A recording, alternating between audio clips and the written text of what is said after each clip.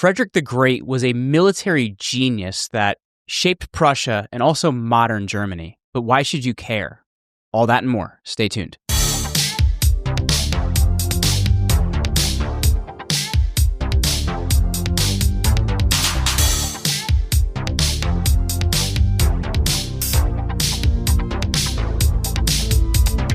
Welcome back to the Jeremy Ryan Slate Show. I'm your host, Jeremy Ryan Slate, the CEO and co-founder of Command Your Brand.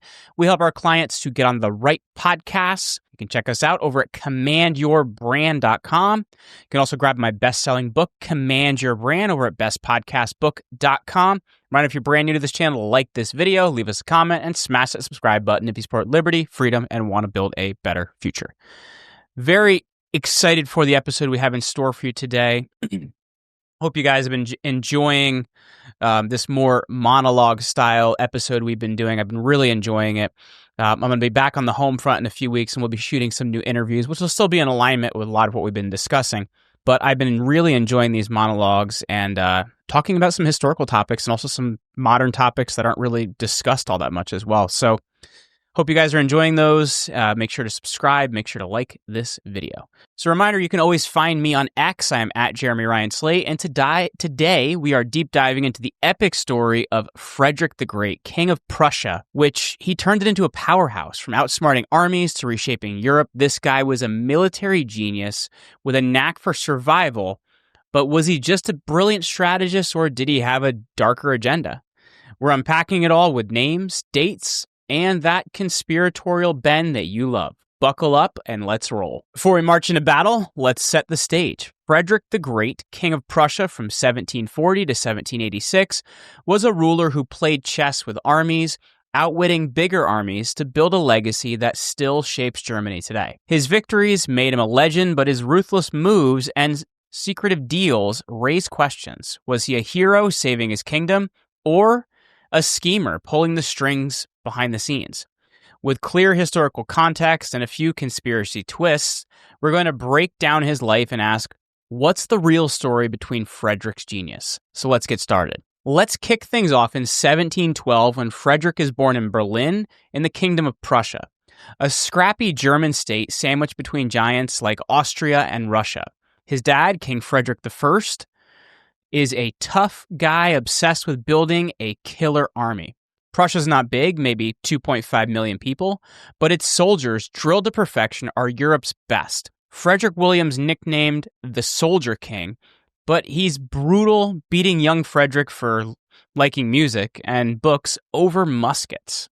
Frederick, born in January 24th, 1712, is a sensitive kid. He plays the flute, writes poetry, and dreams of French culture, which drives his dad nuts. In 1730, at the age of 18, Frederick tries to flee to England with his buddy Hans Hermann von Katte.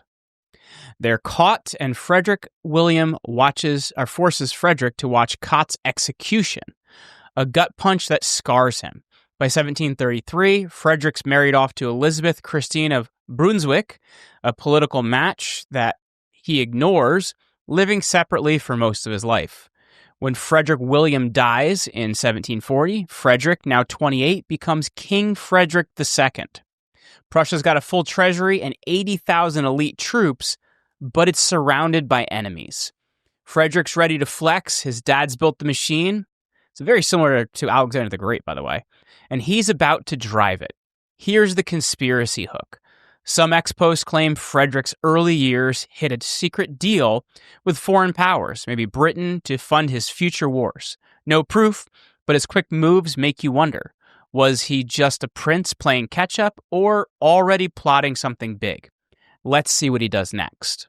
Frederick doesn't waste any time. In 1740, just months after becoming king, he launches the First Silesian War targeting Silesia, a rich Austrian province with 1.5 million people and key industries like linen and mining.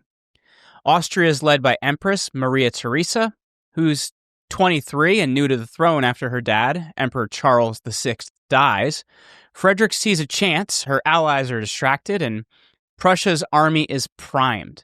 On December 16th, 1740, Frederick invades Silesia with 27,000 men, catching Austria off guard. His troops, trained to fire faster than anyone, win at Mollwitz in April 1741, despite Frederick fleeing the battlefield when things looked a bit dicey. By 1742, the Treaty of Breslau gives Prussia the most of Silesia, doubling its population and wealth. But Maria Theresa's not done. She rallies allies like France and Bavaria for the Second Silesian War in 1744. Frederick strikes again, winning at Hohenfriedberg in 1745, where his cavalry smashes Austrian lines. Frederick's genius, speed and precision. He drills his army to march 12 miles a day, which is insane for the time, and uses oblique tactics, hitting the enemy flanks at angles to confuse them. By the 1745 Treaty of Dresden, Prussia keeps Silesia, and Frederick's dubbed the Great, or in ancient terms, Magnus, but we'll go with the Great here. Here's the conspiracy angle. Some say he bribed French diplomats to keep Austria weak. An expos hint at secret pacts with shadowy financiers, maybe even early Rothschilds, we covered those in another episode, to bankroll his wars. Historians like Tim Blanning find no evidence, but Frederick's cash flow raises eyebrows. Was he just a battlefield wizard or playing a deeper game? By 1756, Frederick's riding high, but trouble's brewing. Austria, Russia, and France from an alliance to crush Prussia, kicking off the 7 Years' War, a global showdown from Europe to America. Frederick's outnumbered. Prussia's 150,000 troops face 500,000 enemies. On August 29, 1756, he preemptively invades Saxony, capturing Dresden to secure funds and supplies. It's a bold move, but it pisses off half of Europe. Frederick's brilliance shines in 1757 at Rossbach. November 5th, he routs a French army twice his size in 90 minutes, using fake retreats to lure them into a trap. A month later, at Leuthen, he crushes 66,000 Austrians with 36,000 men, marching his army into a diagonal line to hit their weak side. But by 1759, things get grim. Russia's Elizabeth Petrova and Austria's Maria Theresa hammer Prussia, capturing Berlin briefly in 1760. Frederick's down to 60,000 men, dodging bullets by defeat and by sheer grit. In 1762, a miracle saves him. Elizabeth dies, and her nephew, Peter III, a Frederick fanboy, pulls Russia out. The 1763 Treaty of Hubertusburg ends the war, with Prussia keeping Silesia. Frederick's a legend, but the war kills 180,000 Prussians, 10% of the population. So conspiracy time. Some ex-posts claim British spies tied to the City of London, which we covered in an earlier video, funneled cash to Frederick to keep France busy. Others say he used occult advisors to predict enemy moves. No proof, but his survival against insane odds makes you wonder, was it luck or was it something else? Frederick dies on August 17, 1786 at 74, leaving Prussia a great power. He's not just a war hero, he reforms taxes, builds schools, and invites thinkers like Voltaire to his court at Sanssouci Palace in Potsdam. His legal code, started in 1765, cuts corruption, and he doubles Prussia's population to 6 million by grabbing Polish land in 1772. Funny side note, guys, I have my weird pronunciations and parentheses next to words, so I feel like sometimes I sound like AI. I'm not AI, I'm a real person. This mustache, real. Anyway. The first Partington of Poland alongside Russia's Catherine the Great. But Frederick's got a dark side. He's ruthless, executing deserters, taxing peasants hard, and sidelining his wife. His wars cost 500,000 lives across Europe, and his anti-Jewish policies, like heavy taxes on Jews in 1768, stain his record. In 2025, Germany still debates his statues, hero or tyrant.